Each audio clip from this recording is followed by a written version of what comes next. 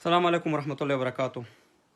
افغانانو په پاکستان کې یو شیطان پیدا شوی، دلته به ما عکس لګولی چې د په افغانستان باندې فتوا ورکړي چې په افغانستان کې جهاد دی د امریکایانو خلاف. موږ صحیح ده، موږ د سره خبرو که ده چې ته نن دا خبره کړې وې چې په افغانستان کې هم جهاد کیږي او په پاکستان کې هم جهاد کیږي، نو موږ به بالکل خاموشه ناست وي. موږ د حق علما، د حق قاریان د احترام لرو، موږ ستاسې د خپو خاوري، خو داسې شیطانان، داسې د ایلمنډۍ بچیان، داسې د آیسای بچیان، داسې د انګریزانو بچیان، داسې د امریکایانو بچیان، داسې غټ منافقین، داسې غټ رازیلان چې دا د پټګۍ د پیغمبر علیه السلام پټګۍ تړلې، ګیره پرېښې او نور دا دنده یو شیطان انسان دی. شیطانه چې ته نن په افغانستان باندې فتوې ورکړې چې هلته جهاد کیږي، زه تاته یو څو ویډیوګانې ښیم چې زه بیا به د هغې نه وروسته زه خبرې کوم. اول ته دا ویډیو وګوره، شیطانه دا ویډیو دې وګوره.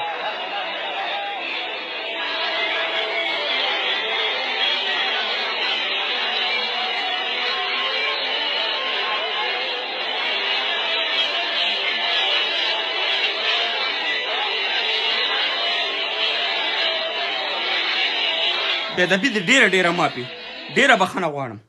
د ښکته په پاکستان کې چې کوم افغانان پښتانه دي د هغې نم او د پورته نم، خو دې زه مجبوره کړم افغانانو، موږ نفرتونه نه خورو. زما ښکته پښتنو ورونو، دغه ستاسې د وطن نه 43 کاله کېږي چې داسې شیطانان، داسې رزیلان زموږ په وطن باندې فتوې ورکوي او د جهاد. زه تاسو ته بله ویډیو ښیم، او رزیله بې شرفه، هو د ایلمنډۍ بچیا چې دا 3000 علما او قاري صاحبان په اسلام آباد په لال مسجد کې شهیدان کېده، ستا اسلام چرته و؟ ستا جهاد هغه ټیم چېرته په پاکستان په خلاف باندې چې تا ورکړی فتوا چې دغه په زرهاو ټانګونه، په زرهاو مهمات موټر یوړېدي افغانستان ته او اسلامي امارات یې ختمو، او هغه طالبان راتلل ته ستا مشرف همدا ستا پاکستان په امریکې باندې په پیسو خرڅول، ګوانتنامه ته یې لیږل.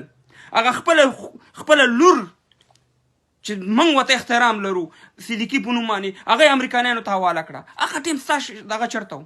خو ته رزیل بې شرفه، ته منافق. زه هم سږ کال کورونا وایرس دی دغه نشته دی، د حج مراسم نشته دی، شیطانان هسې نشي ایستې، همدغه په شان دغه راوالې کاڼي، همدغه شیطانان دي، رزیلان بې شرفان دي. د ده بله ویډیو درته ښیم، دا رزیله چې تا ته زه ازادي وښیم.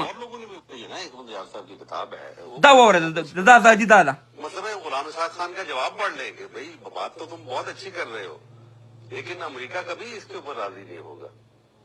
तो ये आपको एक अक्कासी करता है हमारी मजबूरियों की कि हम कितने मजबूर हैं. यानी हमारी आजादी जो है वो बिल्कुल बराए नाम है, हमें मुल्क दिया गया लेकिन हमें आजादी तो नहीं दी गई. और लोगों ने भी मुझे बताया, मैं उनका नाम रजिल बेशरफ ته آزاد چرته چې ته وایې چې افغانستان کې موږ ازادي غواړو. ستا قانون چې دی کفري قانون دی، د انګریزانو قانون دی، او خدای د تباه او برباد کا.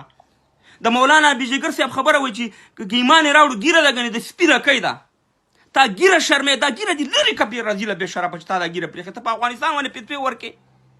موږ د جهاد خلاف نه یو افغانانو، خو دغه شان دي رزیلان بې شرفان والله کې زموږ پنجابیان دومره دشمني، څومره چې دغه منافقین د ایلمنډۍ بچیان، ایلمنډۍ د ایله ده په پاکستان کې د شراب خرڅېږي. ما ته یو کیس وښیوه، دا د جنکو ویډیو مې چې تاسو وښوده، په افغانستان کې ما ته یو داسې ځای وښیه ما ته. دا نالت په تا باندې شي، نالت ستا په امور او پلار باندې شي، رزیله بې شرفه. تاسې د شیطان خانې نه اشتې فارغ شوي یاستئ. قاري عیسی صاحب سره خلک مخالفت کوي، د ټولې مدرسې نه ښیم، نه ټولې علما ښیم، خو که چې دغه شان نظر والا وي نو دا پوه شه چې دا د شیطان خانې نه خلاص دي، دا د رزیل خانې نه خلاص دي. ته راځې زما په مقدسه خاوره باندې د 45 کالو نه فتواګانې ورکې، د 80,000 پښتانه چې په وزیرستان او په باجوړ او په سوات او په ملکان کې شهیدان کړه، هغه چا شهیدان کړه؟ د هغې خلاف ته ولې خبره نه کوې؟